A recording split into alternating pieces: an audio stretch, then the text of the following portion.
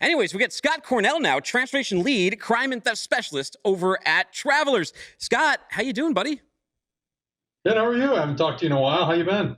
It's been a minute. It's been a minute. I haven't seen anyone in trailers in Chattanooga yet, but I mean, I don't know. The way the economy's going, you never know. You never know, Scott.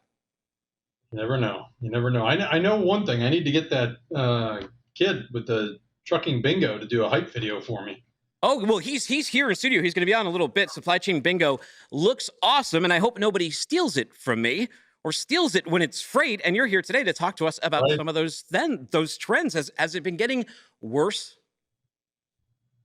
Yeah, the industry right now indicates, so CargoNet, we talk about CargoNet numbers most of the time when you and I get together. And CargoNet has it reported as cargo theft being at a 10-year high right now.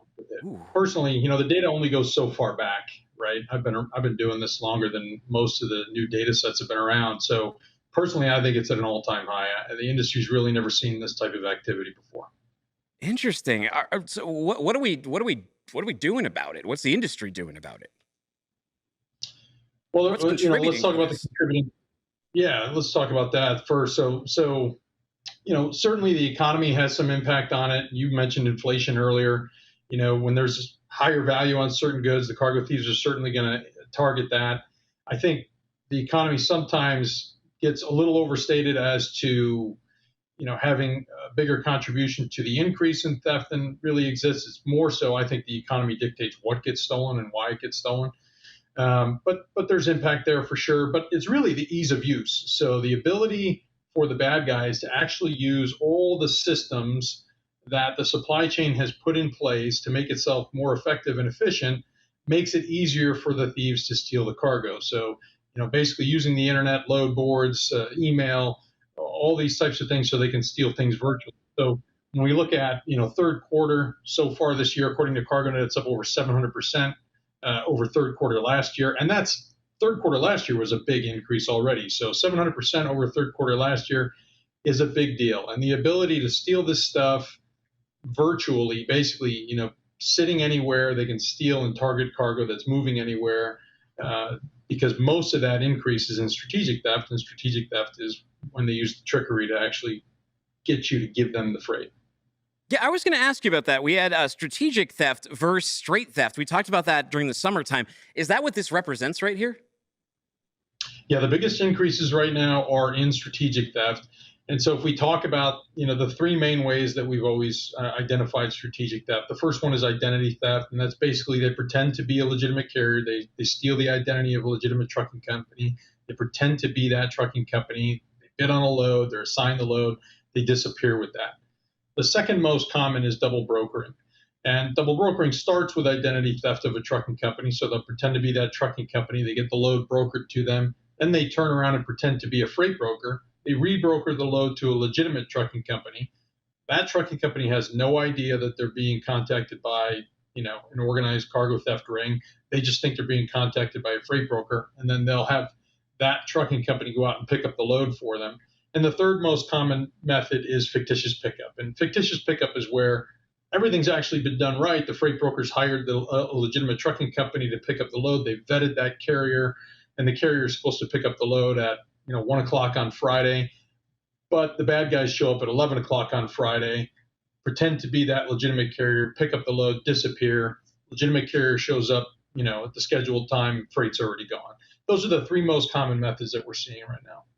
Devious. Okay, so what are they targeting? What is on the thieves' Christmas list? What are they stealing right now?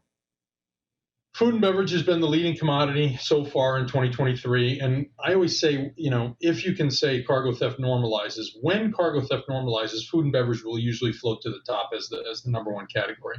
But going into the fourth quarter, we're going to see electronics targeted, tablets, gaming consoles, things like that for sure. And then you have to think about the subcategories within food and beverage. Alcohol is usually number one, and then energy drinks right after that. And then it kind of breaks up frozen meats and seafoods after that, things like that. Interesting. All right. That does not sound good at all. So we know how cargo is being stolen. We know what's being stolen. Can you give us an idea of the hotspots, though? What is being targeted right now? Where's the areas that we should try to avoid or at least be extra secure in? Most of the hotspots are pretty familiar to us, the ones that you and I usually talk about. California leads the nation, always has, even though they have the most law enforcement dedicated to it. Texas, Georgia, Tennessee, Illinois. Recently, Arizona has entered the top 10 on cargo theft. And a lot of that is because loads are being followed out of California. Drivers are stopping in Arizona due to lower fuel prices. So we're seeing some of those loads get followed over. But again, we go back to the ease of use. When they can basically steal freight virtually, that means they can now sit anywhere and steal freight anywhere. So we are seeing a spreading of cargo theft to different parts of the country that maybe traditionally weren't involved. Now, a cargo thief that's using the internet to steal freight doesn't have to be in a port area or in that Southern California area. They can target a load that's coming out of Wyoming just by doing it virtually. And, we're seeing bigger international involvement in some of these organized rings, and that creates a bigger market, and they can also operate internationally. So now, again, using that virtual nature of strategic theft, they don't even have to be in the United States to target freight. Wow. That's a lot to think about for truckers and brokers. What kind of hope can you offer them to protect themselves from this crime wave? Well, we always talk about prevention first. I think prevention is the key. You want to keep the horse in the barn before it gets out and you're chasing it, right? So make sure you know who you're doing business with.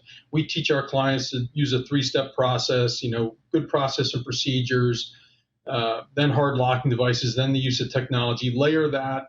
Make sure that you're working with people that you know. Verify any business that you're working with. Make sure that they are who they say they are. And then have a plan in place. If you have a theft, you have to have a plan in place. Recently, we formed a partnership, a vendor alliance that we call it, with Trucker Path. And in there, we're working to create a feature that will allow some of our clients to gather all the pertinent information that you need in the event of a theft, have it ready within that feature so that if you walk out of the truck stop or your load is stolen and you need to call us, and we have our special investigations group that responds and recovers stolen freight, you can actually use that feature within the app to send all that information instantaneously, which allows for a better response and a more informed response.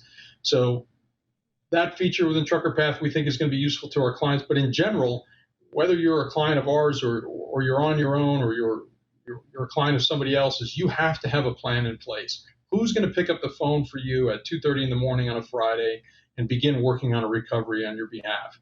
You have to have those resources. Obviously, you're going to call law enforcement first all the time, but after that, you have to have some resources and you have to have a plan.